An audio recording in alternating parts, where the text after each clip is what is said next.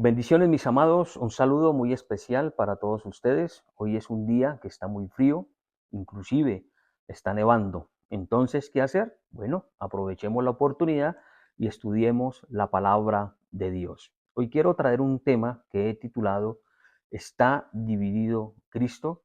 Y quiero que vayamos al Evangelio de Juan, capítulo 3, y leamos el versículo 26. La idea es leer desde el versículo 22 al verso 30. Tal vez yo haré mención de algunos otros versículos, de algunas otras referencias bíblicas, pero para poder entender el tema es necesario que en nuestro tiempo con el Señor podamos leer los versículos que le acabo de decir.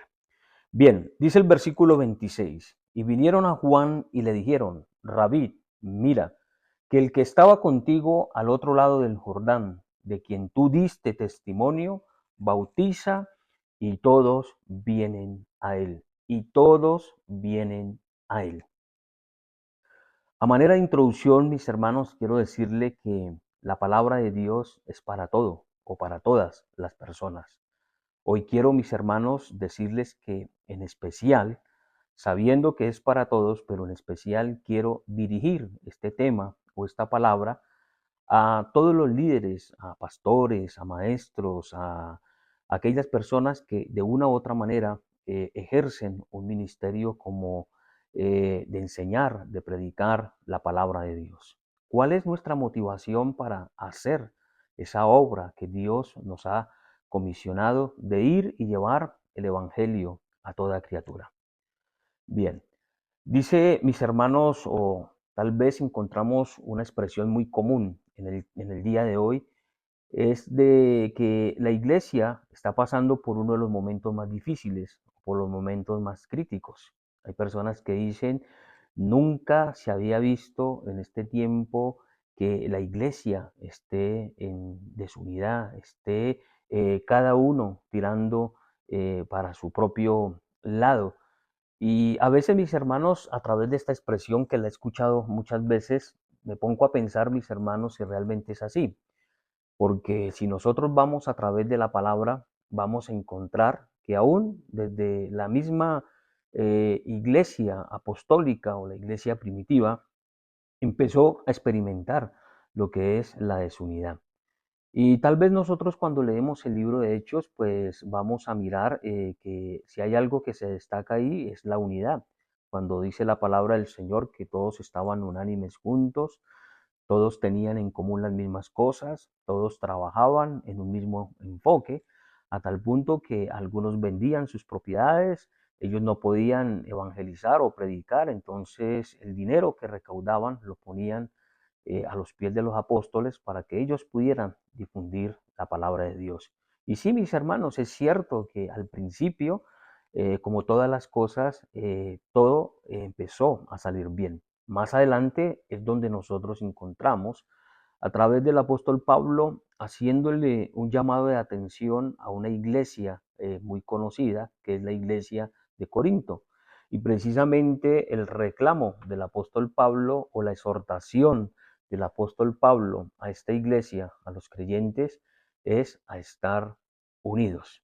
Ahora, mis hermanos, cuando Jesús ya sabía, cuando él ya entendía que era el tiempo de su partida o que el tiempo de su partida estaba cercano, Jesús hizo una oración apostólica. Yo la llamo apostólica porque es una oración que Cristo la enfocó para que Dios pudiera guardar ese equipo de trabajo que Él le había dado.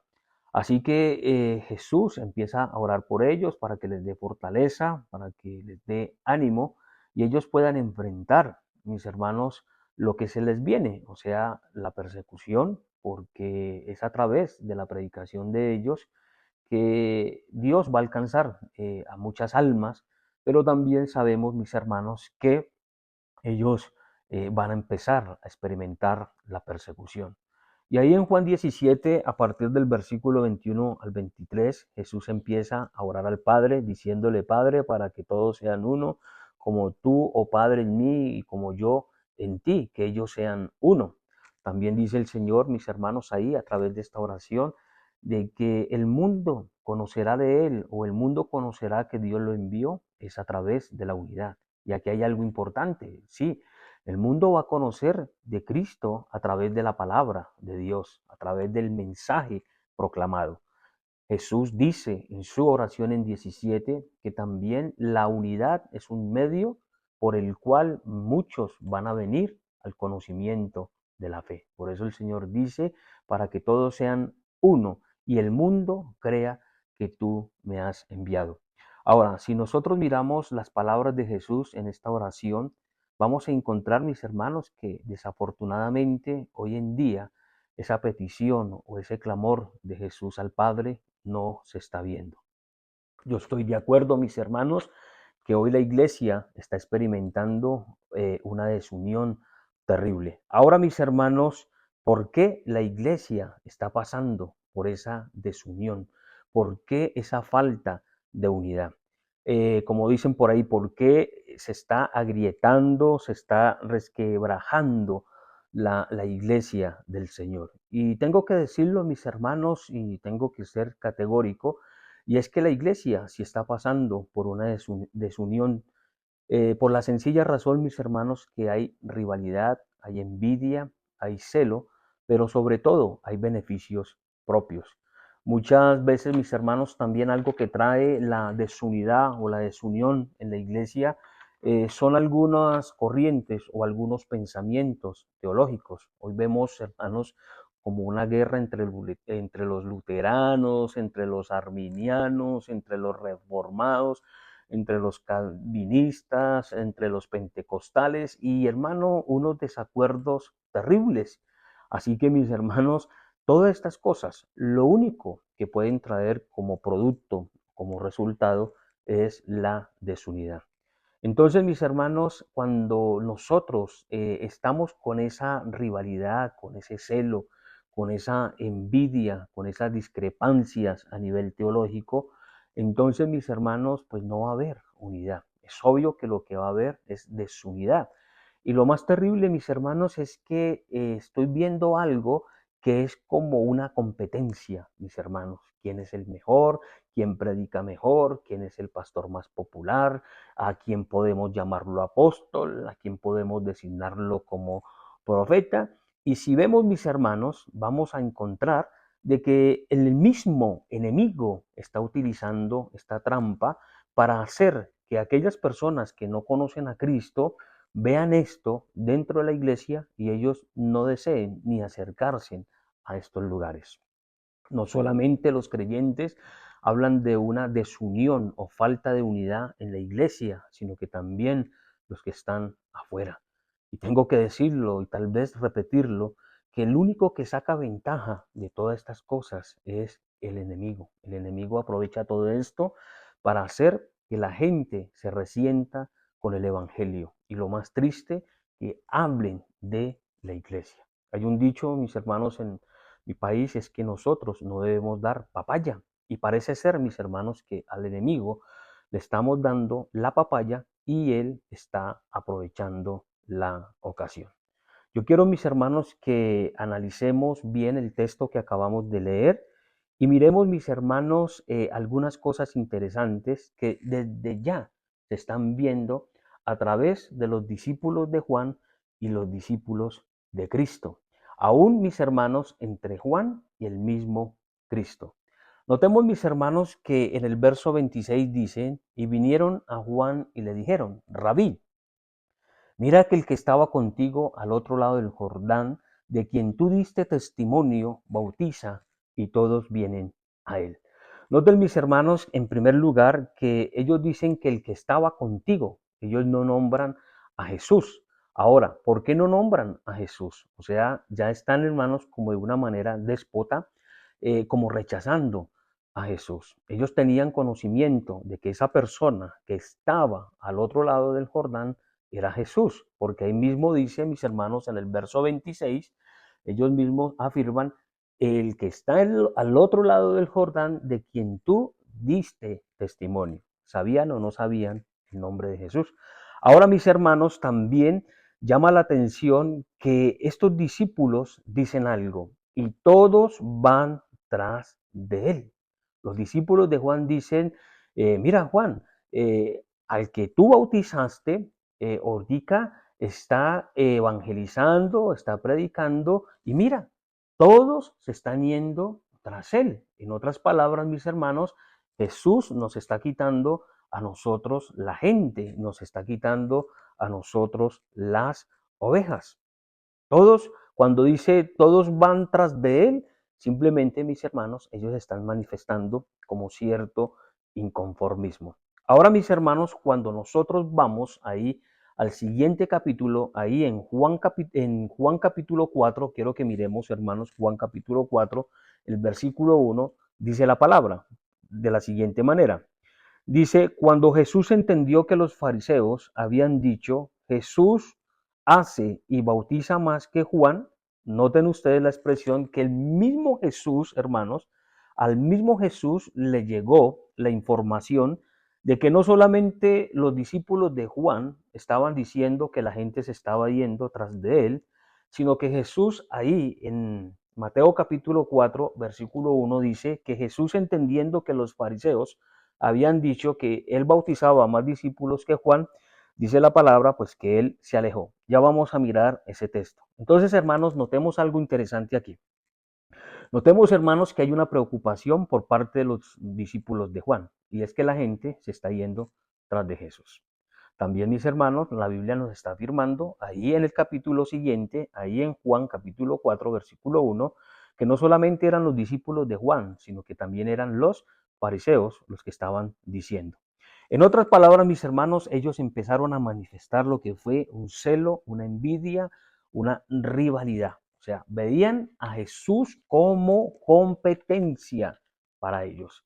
Entonces, mis hermanos, no es que la iglesia esté pasando por un momento de desunión ahora, en este tiempo. Lo estamos viendo inclusive cuando Jesús está ejerciendo su ministerio terrenal. Entonces, mis hermanos, vemos que Jesús dice ahí en Juan capítulo 4 que los fariseos también están preocupados porque aparentemente ya no son la gente tras Juan, sino que son también tras él, o sea, tras Jesús. Entonces los fariseos ya tienen un problema con Juan y ahora con Cristo, porque la gente está dejando la religiosidad, está dejando la tradición y se están convirtiendo al Evangelio. Hermanos, en Juan capítulo 11, versículo 48, los fariseos llegaron a declarar algo al ver que las multitudes estaban yendo con Jesús. Quiero, mis hermanos, traer esto porque entra o encaja dentro de la enseñanza de la palabra. Dice la palabra, mis hermanos, que los fariseos reconocieron que Jesús estaba haciendo muchas señales. Y es ahí en Juan 11:48 que los fariseos dicen, si dejamos esto así, todos van a creer en él.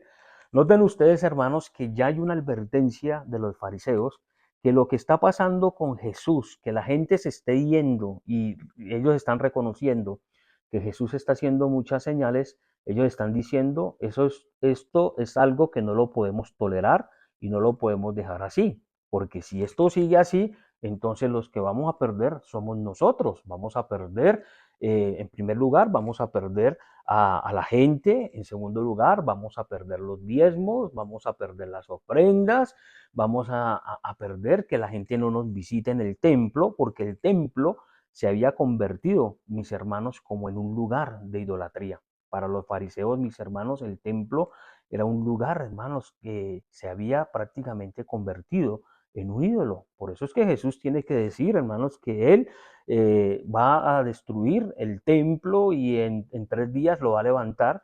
Él hace relación a su resurrección, pero Él proclama esa palabra, es porque los fariseos, los religiosos, los saduceos, los escribas, los ancianos estaban sacando beneficio del templo. Entonces ellos dicen, aquí hay que hacer algo, tenemos que ponerle un tate quieto a Cristo porque las cosas van a terminar mal.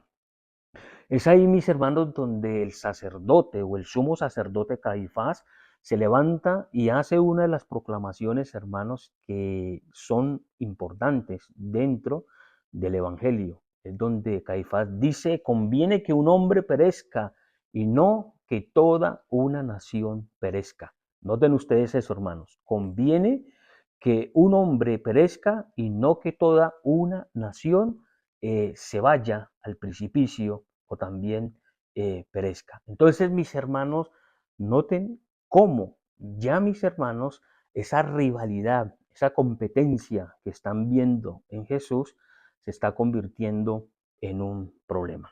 Ahora, mis hermanos, los discípulos de Juan también están en la misma situación.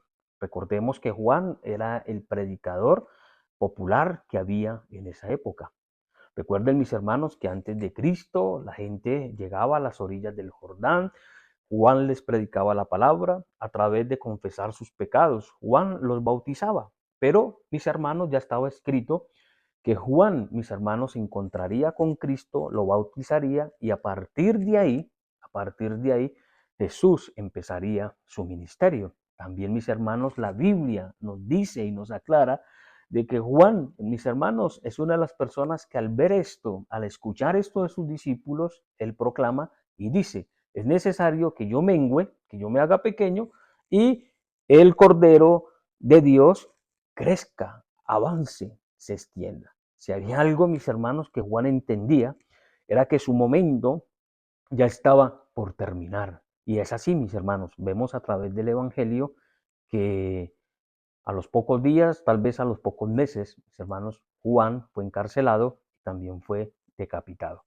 Entonces, mis hermanos, cuando vemos a alguien que nos supera, cuando vemos a alguien que no nos conviene o se nos convierte en un rival, qué triste es que nosotros como conocedores del Evangelio, con el título de pastor, con el título de profeta, con el título de líder, nosotros, hermanos, hagamos todo lo posible por borrarlo del mapa.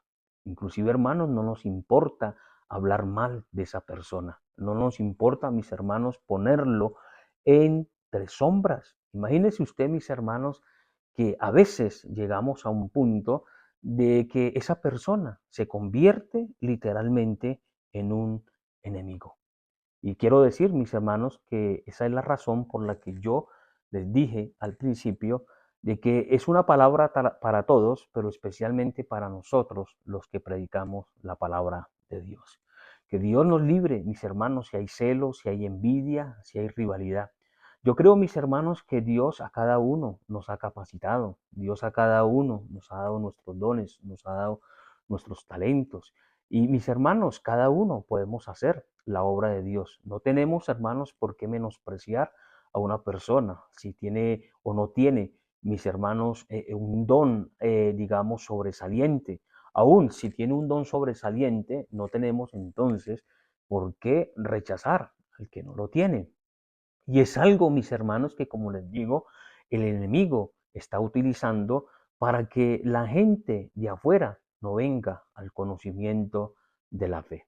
Entonces, mis hermanos, aquí vamos a mirar tres enseñanzas con relación a algo que Jesús hace cuando Él escucha sobre esa rivalidad, cuando Él sabe que se está convirtiendo en una competencia. Y creo, mis hermanos, que Jesús fue muy sabio al tomar una actitud que a mí me llama muchísimo la atención. Tal vez muchos de nosotros hemos leído este Evangelio y tal vez sí, hemos sacado de pronto algunas lecciones espirituales importantes.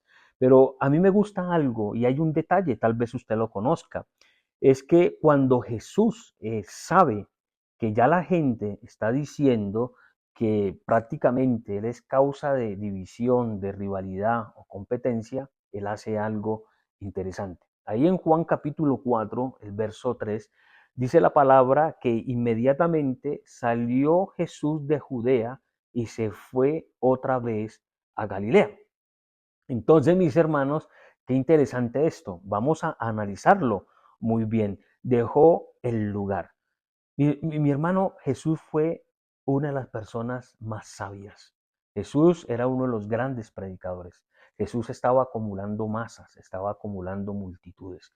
Pero Jesús, hermanos, en su sabiduría, toma la decisión de alejarse mis hermanos, de alejarse de los discípulos de Juan, de alejarse de los religiosos, de los fariseos, de los sacerdotes. En otras palabras, Jesús, mis hermanos, dice, si yo soy el problema, yo me voy a ir de aquí, me voy para otro lugar, porque donde yo vaya, si tengo el respaldo de mi Padre, pues todas las cosas van a funcionar.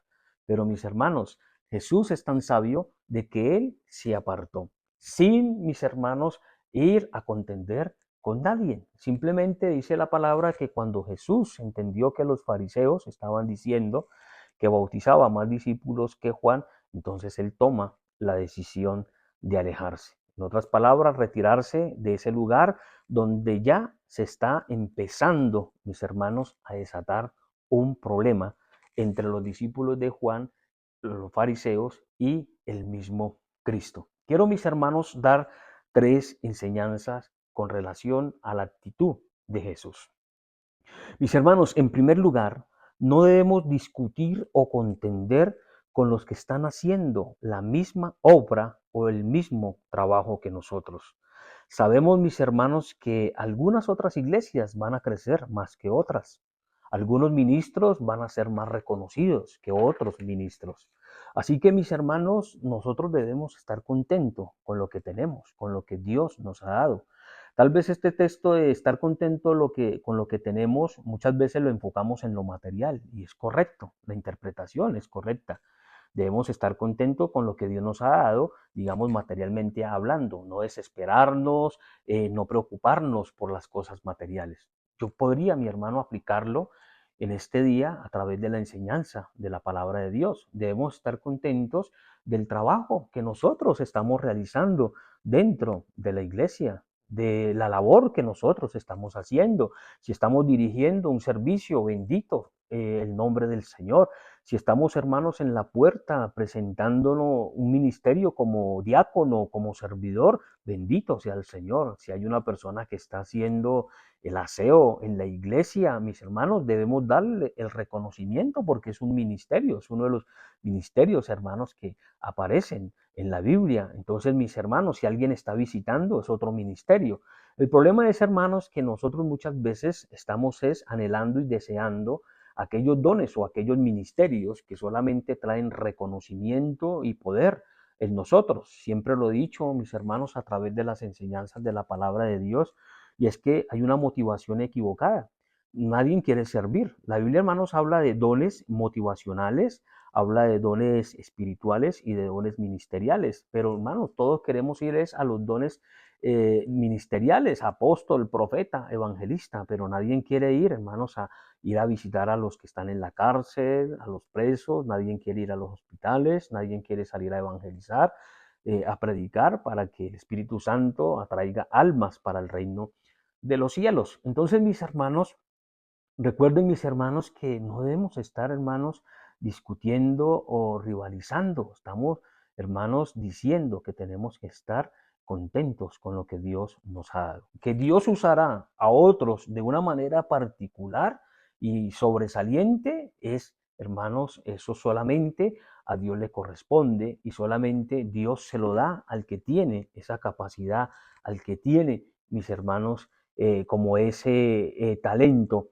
para poderlo ejecutar o para poderlo hacer. Tal vez otros tendrán que conformarse con menos. Ahí está la parábola de los talentos. A unos se les dio más, a otros se les dio menos. Y pues hermanos, la enseñanza de la parábola de los talentos es que a cada uno se le da conforme a la capacidad. Pero mis hermanos, nadie se queda sin uno. Entonces, mis hermanos, el apóstol Pablo, ahí en 2 de Timoteo, en el capítulo 2, versículo 14, le dice a Timoteo lo siguiente: recuerda esto, exhorta delante del Señor a que no contiendan sobre palabras, por lo cual no hay nada provechoso, sino por el contrario, es para perdición de los oyentes. Así que, mis hermanos, entonces es cuando nosotros tenemos que analizar y pensar si realmente nosotros estamos haciendo lo que Dios nos ha mandado a hacer con la motivación correcta. Quiero leerles, mis hermanos, el versículo 25. Noten ustedes que ahí en Juan 3, versículo 25 dice: entonces hubo discusión entre los discípulos de Juan y los judíos. Noten ustedes, mis hermanos, que aquí estamos viendo no solamente la preocupación de que Jesús se les ha convertido como un rival, sino que estamos viendo que están ya discutiendo con relación a la purificación. Y creo aquí, mis hermanos, que es con relación a la purificación o al acto del bautismo. Entonces, mis hermanos, ya empezó la discusión, ya empezó la contienda, que tiene que ser así, que tiene que ser por Juan, que no es por Cristo, que no son los sacerdotes. Me imagino, mis hermanos, que eso empezó a convertirse en un meollo terrible. Así que entonces, mis hermanos, tenemos que mirar en primer lugar que lo que Jesús nos enseña, mis hermanos, es a no contender, a no estar, hermanos, discrepando, estar, mis hermanos, digamos, como discutiendo acerca de puntos teológicos. Si hoy hay algo que separa a la iglesia de Cristo, muchas veces es, hermanos, algunos puntos de vistas doctrinales. Y yo quiero decirles, mis hermanos, también con todo el amor del mundo, si nosotros miramos a los grandes teólogos, a esas personas eruditas que Dios de una u otra manera los equipó de sabiduría, vamos a encontrar, hermanos, que hay discrepancias teológicas, pero, hermanos, nunca una discrepancia o un concepto, a no ser de que sea una herejía, debe separarnos a nosotros, hermanos, de no poder trabajar. Ahora, mis hermanos, sigamos avanzando. En segundo lugar, mis hermanos, no debemos rechazar a nadie si no es de nuestro vínculo o de nuestro grupo o de nuestra denominación. Resulta, mis hermanos, que hoy a veces, hermanos, lo que causa la desunión, la desunidad en la iglesia, es que, mis hermanos, no estamos conformes con que esa persona esté haciendo una labor aparte del grupo en el que nosotros estamos, inclusive si no pertenece a nuestra denominación. Hablemos, hermanos, si es pentecostal, si es reformado, si es arminiano, si es calvinista, si es bautista, si es anglicano. Mis hermanos, las denominaciones nos están separando. Y yo quiero decirles también, mis amigos, mis hermanos en Cristo, líderes, pastores, apóstoles, como se haga llamar usted, mi hermano, eso no puede estar sucediendo. No tenemos por qué rechazar. Mire, el mismo escritor del Evangelio de Juan, del capítulo que estamos viendo, él cayó en esa trampa. Él cayó en la trampa de rechazar a una persona simplemente porque no estaba en el grupo, porque no tenía vínculo con ellos. Dice, mis hermanos, Marcos capítulo 9, verso 38, que en una ocasión Juan, el escritor del Evangelio de Juan y las cartas, se le acercó a Jesús y le dijo, ahí en Marcos 9:38, para que ustedes lo lean, Maestro, hemos visto a uno que en tu nombre echa fuera demonios, pero no nos sigue y se lo prohibimos. Mire cómo dice Juan, y nosotros se lo prohibimos porque no nos seguían. Ahí en el verso 39 de Marcos 9, Jesús dice, no se lo prohíban. Y me gusta la respuesta de Jesús. Como siempre, Jesús lleno de sabiduría. En el verso 40 dice, el que no es contra nosotros, por nosotros es. Entonces, mis hermanos, ¿qué quiso hacer Juan? Juan quiso decirle a Jesús, mire, hay alguien que está predicando, hay alguien que está orando por los enfermos, hay alguien que está libertando a los cautivos y nosotros tomamos la decisión. Ahora, Juan es valiente en decirle a Jesús, pero Juan estuvo, mis hermanos, confabulado con otros y le prohibieron a esa persona en no hacer ese trabajo. Y Jesús cuando escucha dice, ¿ustedes por qué tienen que prohibirlo? Si Él no está contra mí, entonces quiere decir que Él está conmigo. Déjelo que haga la obra, déjelo que predique, déjelo que evangelice. Por el contrario, mis hermanos, tenemos que sentirnos contentos y satisfechos de que otros hagan la labor que nosotros estamos viendo. Hoy hay personas que solamente quieren estar en el púlpito, hay personas que solamente quieren estar, hermanos, en lugares altos para que la gente los admire y los vea. Pero quiero decirles, mis hermanos, que hay otros que están yendo a los lugares donde nosotros no queremos ir. Hay otros que están yendo, mis hermanos, como les dije, a las cárceles, a los hospitales, están yendo a esos barrios, hermanos, subordinados, esos barrios donde hay pobreza, donde hay delincuencia. Hay personas, hermanos, que aunque usted no lo crea, se están internando aún dentro de la selva, están pasando un río, están pasando una montaña para llegar a una tribu. Entonces, ¿quiénes somos nosotros para rechazar a una persona? ¿Quiénes somos nosotros para prohibirle a alguien que haga la obra de Dios? Así que mis hermanos, aquí hay una enseñanza, en segundo lugar, muy importante para nuestras vidas. Ahora, mis hermanos, en tercer lugar, una enseñanza es que nosotros no debemos seguir al hombre. Noten ustedes, mis hermanos, que son los discípulos de Juan los que están rivalizando con Cristo o los discípulos de Cristo. Noten ustedes eso como Juan versus Jesús, no, mis hermanos. Y todo esto se debe, es muchas veces, porque hemos caído en la pastorlatría. Muchas veces, mis hermanos, nosotros estamos endiosando al hombre. Es increíble, mis hermanos, que hay personas que dicen, yo no escucho a Julano de tal porque si no es mi pastor no lo escucho. O si no es mi pastor el que me enseña o el que predica, yo no lo escucho. Entonces, mis hermanos, muchas veces cuando sabemos que el pastor no va a estar en la iglesia, o Julano o el predicador favorito de nosotros no va a compartir, pues ese día nos quedamos quietos y no vamos a la iglesia. Y usted me dice, pastor, ¿eso pasa? Claro que sí, mis hermanos. Eso pasa, porque desafortunadamente hasta pastores favoritos tenemos. Y ese es un problema, mis hermanos, que se está viviendo a través de los tiempos, desde el tiempo bíblico hasta el día de hoy.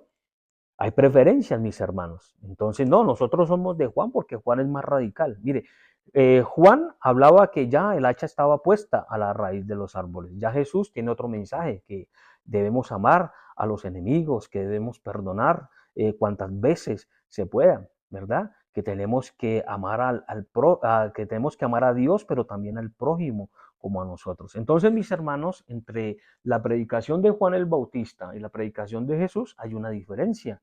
Pero mis hermanos, ¿por qué entonces nosotros no aceptamos lo que dice el pastor fulano de tal con lo que dice el pastor fulano de tal? No todos predican exactamente lo mismo, no todos enseñan lo mismo, mis hermanos.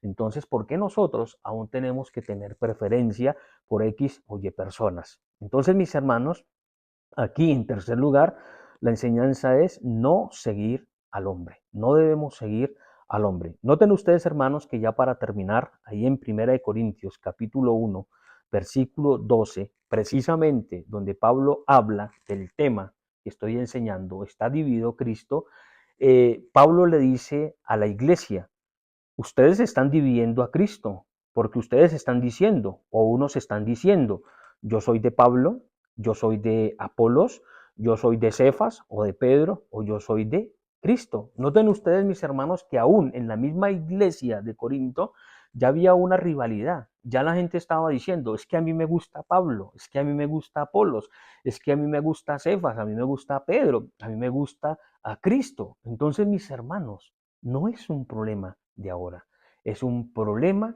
que se está viendo ahora, pero tiene sus raíces y también tiene su principio aún desde los tiempos bíblicos, desde el tiempo de los apóstoles. Entonces, mis hermanos, esa es la enseñanza para el día de hoy. Hermanos, no podemos estar divididos y mucho menos por Cristo.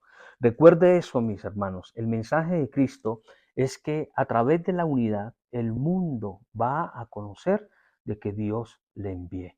Ahora, mis hermanos, hay una responsabilidad de nosotros si aquellas personas reciben o no reciben a Cristo. Y qué triste, mis hermanos, es enfrentarnos delante de la presencia de Dios y Dios tendrá que decirle, tal vez a algunos, ¿sabe? Por su falta de unidad, Julano de tal se perdió.